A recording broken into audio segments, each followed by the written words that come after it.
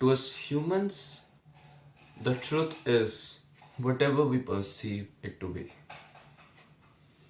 Now, this is a very novel concept that, as a student of science, we have learned that there is an objective truth and there is subjective truth.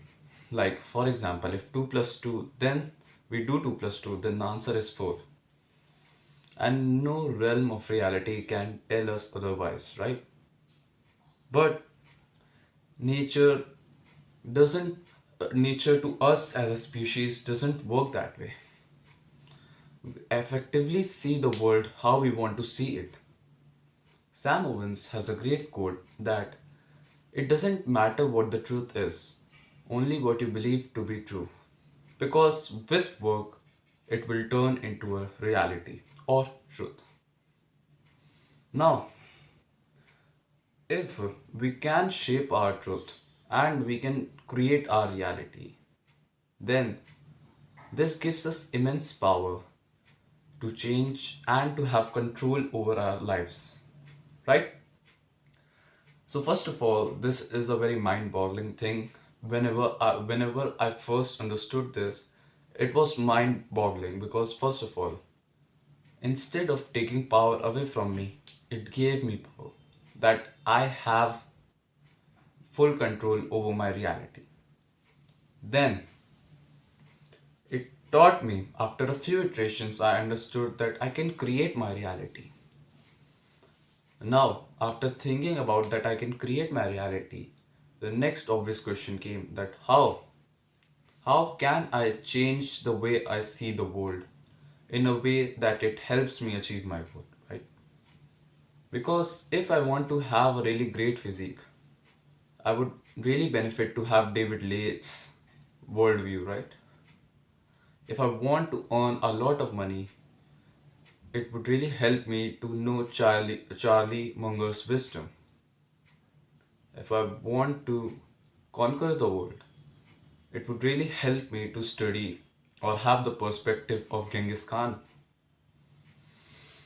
So, this really taught me that I can create my reality, but I need certain reactants to have that reaction. Such a reality is created. And this is the first thing which anime taught me was just this. People always bash anime for things like it wastes a lot of time, it creates nudity content, and it makes us imagine a world where fantasy exists. So people bash it a lot. But to me, it was a new realm of reality, a new sea which I had never seen before. The characters like Naruto, Asta, Deku, like all these characters, they did something which nobody could. And as a result, by seeing them, I somehow questioned my own beliefs that if they can conquer, if they can be Hokage of the entire village from being an orphan, if a wizardless boy, if a magicless boy be the wizard king, if a quirkless boy can be the world's greatest hero, then I can at least, at the bare minimum, get good grades in my in my school, right? So that's how I understood, and my reality changed that it can happen. It was a reaction, and my mind opened up to new possibilities. And that really stuck with me that these imaginational not these artificial characters changed my reality. And since then, I have this profound insight of people much better than me, like Charlie Morgan. They had this insight, and I just copied them. That if you read about great people, then you become them. If you see a lot of great people, be if you are with a lot of great people, as a result, the greatness rubs off on you, right? If you are in a group of five and four people are in shape, then you will have a really a much more need to be in shape because of the social proof that your immediate surroundings, in your immediate vicinity, everyone is in shape, and thus you are not out of shape. And humans like to be in herds, right? But we can flip that and use it to our advantage by actually being in herds which are going somewhere in life. They are going in a path where we want to go, right? So by being with four friends who are really in shape, I can get in shape. But you can say that, okay, that's good for you, but I don't have four great people. But to my to your question, my answer would be that you can have.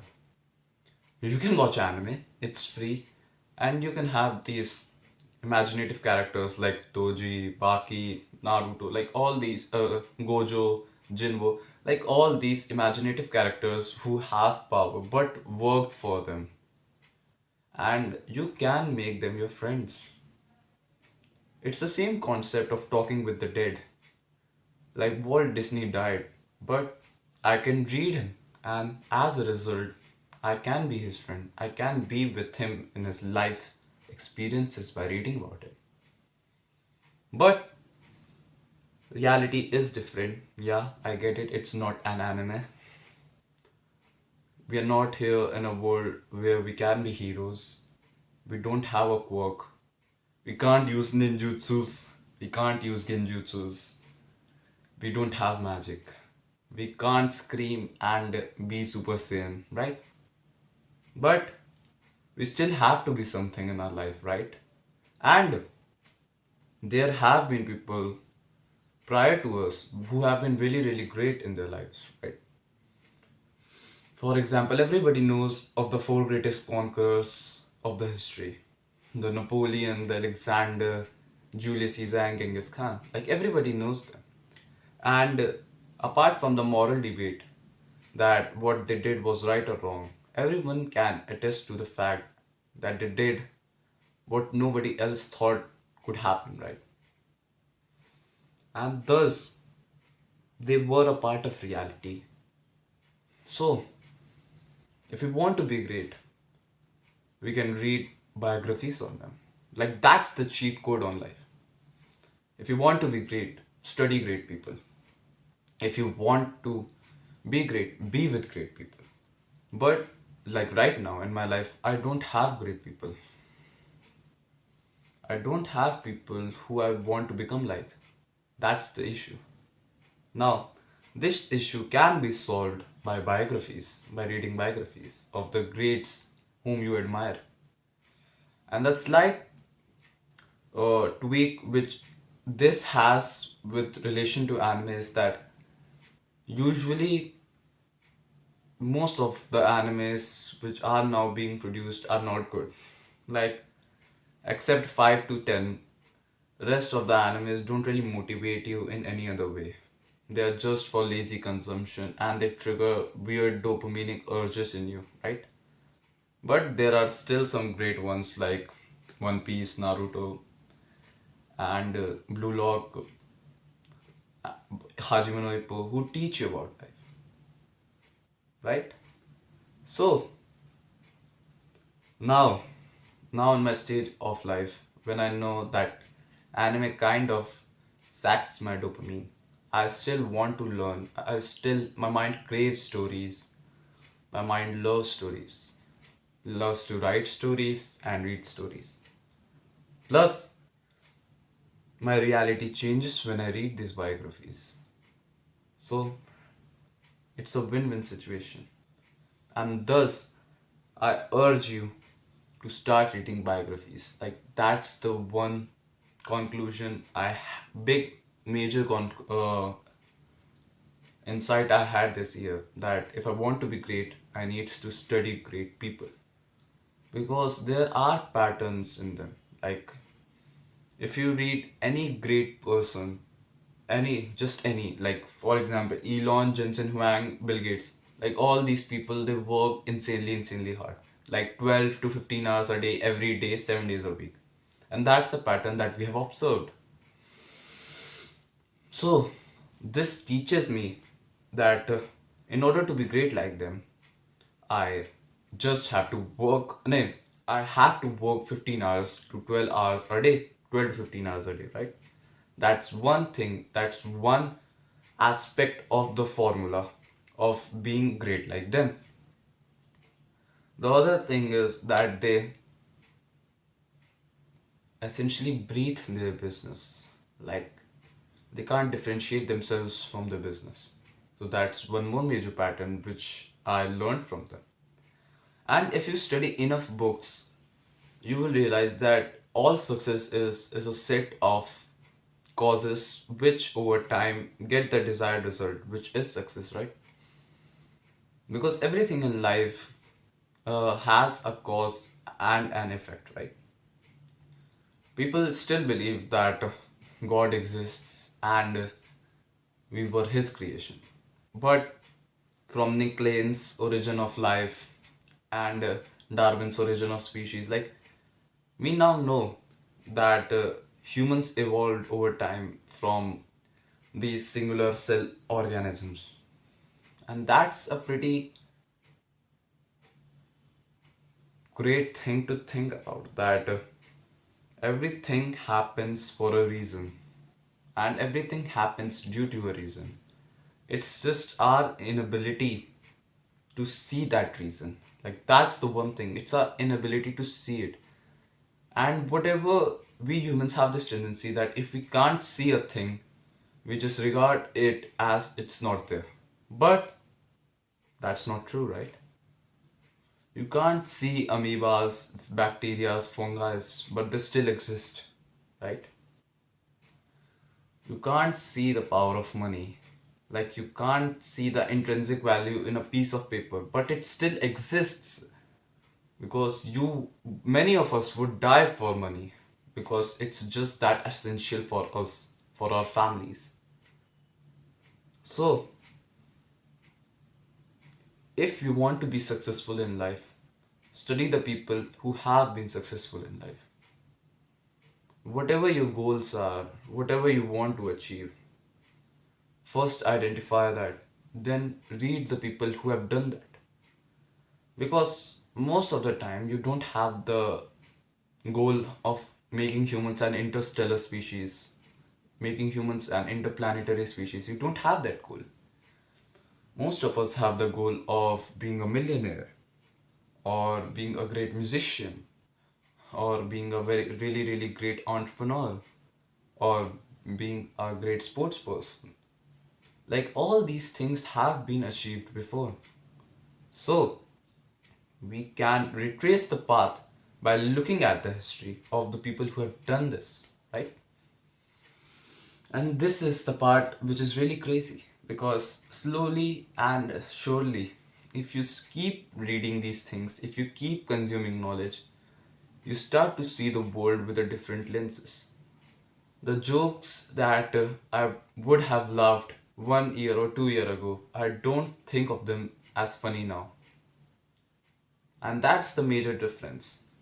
Like, the world doesn't change, it's your lenses with which you see the world that changes. And that's the beauty of growing as a person. Someday, when death comes, it will be really sad, because it's really, really fun to learn about things. And not learning in the sense that learning for the sake of being something. Like, you want to read biographies because you want to study the great people so that you can become great. That's great. You want to work out so that you can look fit and you can get approval from people. That's great. So, we always do certain inputs for certain outputs, and that's perfectly fine. But if you keep doing the thing, a stage comes when you no longer care about the outputs. You just love the thing you do. Like, for example, if the gym had no benefits, like starting from today, a person raises his magic wand and the benefit of gym just goes away. Like there is no benefit of going to the gym. I would still go to the gym. Why? Because I love that. And that's a micro lesson which every one of us has to learn. If all the placements and opportunities in the tech industry disappears, would I still pursue it? I will. Why? Because I like to create idea. I like to create things from my own mind. If you know how to code, your imaginative power is just the barrier. Because if you have the technical skill, your creative skill is the only barrier, right? And the one other insight which I had was that if you keep working on the thing, slowly but surely you get good at it. And there are enough reinforcement loops, like the loops that, okay, I'm doing this great, okay, this could be a little bit better, okay, we are on the right track, I should have done this better, it didn't work this time, oh, it worked this time. And all these little reinforcement loops, like they make us start to get deep into that thing. Like if this is a valley, the more deeper we get, the more we get familiar with the thing, the more we start to love it. And the more we start to love it, the better, the more time we start to spend on it. And the more time we spend on it, the better we get at it. The better we get at it, the more approval of others we get, and the more approval of yourself, of ourself we get from ourselves. Plus, as a thing, we start to love it. And that's the thing. So that was a little tangent. So the main point of the story is that read a lot of biographies. And if you don't have any good ones, I would like to suggest some. I don't have the physical copy of Steve Jobs by Walter Isaacson, but it's one of the best biographies that I have ever read. Now the second book which I will recommend is Poor Charlie's Almanac. And Charlie Munger, he is the man behind Warren Buffett and Berkshire Hathaway, and it's a really great biography. Then I would also like you to read this book, Genghis Khan, because he at one time conquered all of Asia, some parts of Europe, and some parts of India. Like he had in 25 years, he did what Romans couldn't do in 400 years. So that's really really great. And if you read about his story, it tells you that he wasn't privileged like many of the founders or the great people we think about. They had a pretty great baseline to work on. He didn't. He was abandoned. His family was abandoned by the tribe when he was, I think, 7 or 8. His father died, and the the cool thing about him is that his mother had originally married another guy, but his father kidnapped her and then obviously raped her, and as a result, he was born, right? So it's a really great book. Then Sam Altman, Made in America. Walmart is one of the greatest businesses to ever exist. Even now, if like Sam Walton died at around 2000s. And if you look at Forbes' richest people in the world, like three of his children are there of having 100 billion net worth, like three people from just a single man. So it's great. And in this book, he tells us the core principles of founding Walmart or essentially any other business. Like, if you are in the tech business, if you are in the retailing business like he was, if you are in any other business, the fundamentals rule still stays the same. Like, yeah, some tweaks are there. Like, for example, in retailing, he has to take the lowest cost. In a tech business, you have to provide the best product. So, there are slight changes in every business model, but the core principle stays the same, that you have to make your cost as low as possible. It's a core principle. customer is the king. It's a core principle. You have to come up and show every day to work on your business. It's a core principle. And this is what he teaches us in Sam Altman, Made in America. It's a really, really great book. Then this Napoleon. And Napoleon is one of those people who I just love. Like, he is great. And he wasn't born great. He was a nobleman, yeah. He was a Corsica nobleman. But at the time, Corsica had no power and it was under French. So basically, he had no power. He was poor. He was poor. He had no social status. He even had weak body. He was timid. He was short, and still he became the emperor. So it's a really great person to study. Then of course Elon Musk, like he will be the first person to hit a 600 billion value net worth. He's the first person, and to me Elon is someone I really look up to, and he is a big part of my motivation because when he says that he will make humans an interplanetary species, I sort of want to believe him because he has done these crazy things. Like if you just read about it in his book, it's crazy of how much stress tolerance this man has. Like no one in the world has done what he no one in the entire history has done what this man has achieved. First of all, getting one business to a $1 trillion company is very hard, and he has done this with multiple companies, right? And there is no one like him. Like, yeah, Warren Buffett is really great at investing. Yeah, Bill Gates invented started Microsoft. Yeah, Mark Zuckerberg started Meta. Yeah, Steve Jobs started Apple. But Elon Musk is the only person who started Tesla, who started SpaceX, who started Neuralink, who started the Boring Company, and who started XAI, who currently also owns Twitter. So yeah, he is really great. And then the last book which I currently have is Walter Isaacson's Einstein.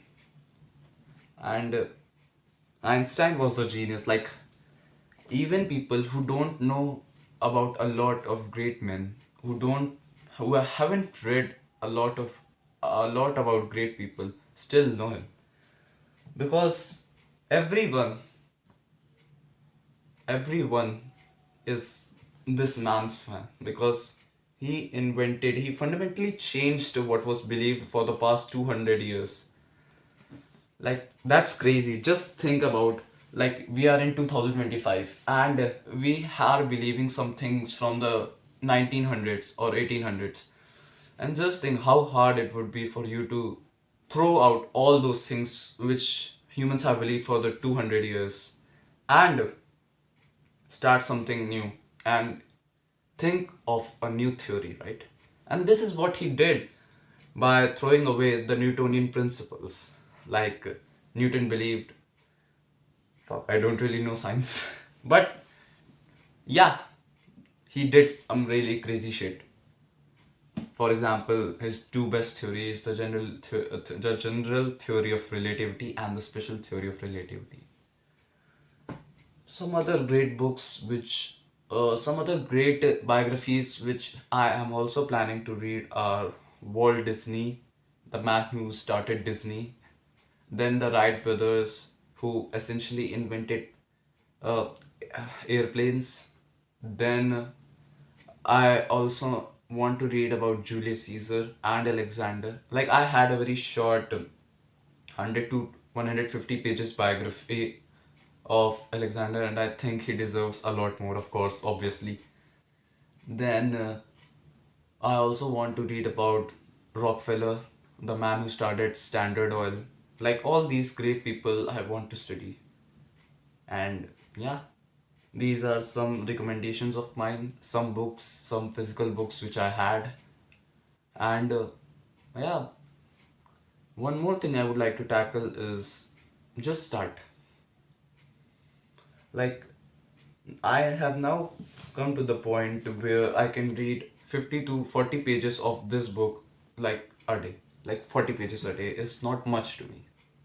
But when I started, I wasn't even able to read 3 to 4 pages. Like the day I read 10 pages, it was a huge milestone for me. And now I can read 40 to 50 pages, 30 pages. Like I can read that now. And there are some people who can finish even a book of around 350 pages in a single sitting. So there is levels to this shit. And you can climb these levels by just starting and keep doing the thing which you want to do. Like if you want to get good at reading and consuming knowledge and studying, then just start studying. And over time you will get great at studying. And that's the thing. Because I still remember the days when I couldn't even read 2 pages at a time, 3 pages at a time. And those days were not like when I was four, it was just when I was in 12th, like just 2 years earlier. So I've made considerable progress. One thing with which I would like to end is that there are many people who believe that I have something intrinsically in me that lets me read these books. No, I was a normal boy who just picked up books and started learning. In the process, he started to love learning, and now he likes to learn. Like that's it. And there are many people who have told me that they can't read books, and that's a handicap which you are believing yourself because we can do whatever we put our mind to. Like that's the fundamental reality which I want to believe. I can do anything I put my mind to. So, if you can do anything, then just try it, right? Like, what good comes out of saying that, oh, I can't do this thing? Like, nothing improves in your life by saying that. It's better to just start by reading 1 page a day. Like, that's my advice to anyone who wants to read. Just start by reading 1 page a day. And don't think highly of yourself and just read that 1 page for a 1 page a day for 30 days. And over the span of 30 days, you would have read around 40 pages. I'm pretty sure. If there is a day when you skip reading, then the best thing which you can do the next day is just to read once again. Like, yeah, okay, I wasn't able to read yesterday. Fine, I will read today. Like, you can't change the past, but you can you can effectively perform the action in the present, right? And that's how greatness comes. Because if I could go back in time, I would have slapped my 10-year, 11-year, 12-year, 13-year, 14-year, 15-year, even 16 and 17-year, 16-year-old self that stop doing these dumb things and do something with your life. Because up till the age of 17, I was fairly mediocre. I was good in school, but except that I had nothing going on for me. And if I could do that, I would do. But I can't do that. That time is gone. I have lost that time. The only thing I can do is that try so much harder so that in the future my future self looks at his past like this time currently in my life and has a form of respect for himself that yeah, needed that. So yeah, take care as always. Yeah, one more thing. If you want to read letters by me, which I exclusively write 3 to 4 days a week, then click the first link in my description and it's completely free. And I would love to hear your thoughts. Bye.